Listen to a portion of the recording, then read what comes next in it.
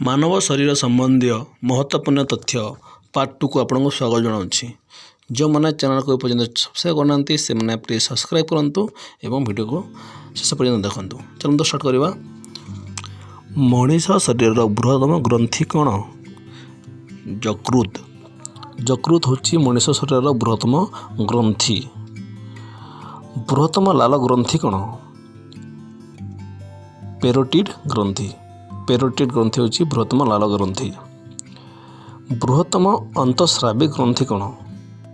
Thyroid. Thyroid होची बृहत्तम अंतस्रावी ग्रंथि। क्षुद्रतम अंतस्रावी ग्रंथि कौन? प्यूटिटेरी। प्यूटिटेरी होची क्षुद्रतम अंतस्रावी ग्रंथि। मनीष शरीर आकस्मिक ग्रंथि कौन?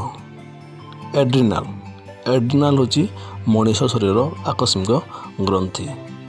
सर्वाधिक शक्ति उत्सर्जन कौन? सर्वाधिक शक्ति उत्सर्जन होची यकृत। यकृत होची सर्वाधिक शक्ति उत्सर्जन केंद्र। सर्वनिम्न शक्ति उत्सर्जन मस्तिष्क। मस्तिष्क होची सर्वनिम्न शक्ति उत्सर्जन एवं सर्वाधिक होची यकृत।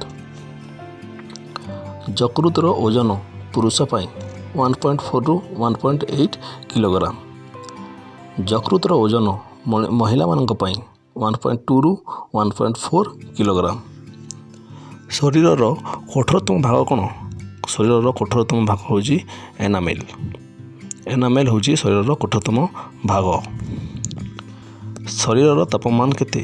शरीर तापमान 98.4 फारेनहाइट। शरीर रक्तर मात्रा केते? शरीर रक्तर मात्रा 6.8 लीटर।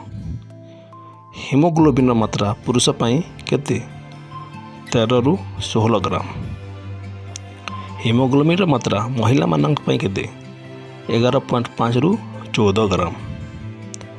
लाल रक्त कणिका संख्या पुरुष पाई 4.5 रु 5 मिलियन।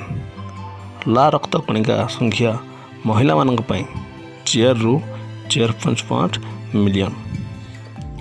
जदि आपको ये वीडियो भल लगा तेज लाइक करूँ, सब्सक्राइब करूँ और कमेंट करूँ।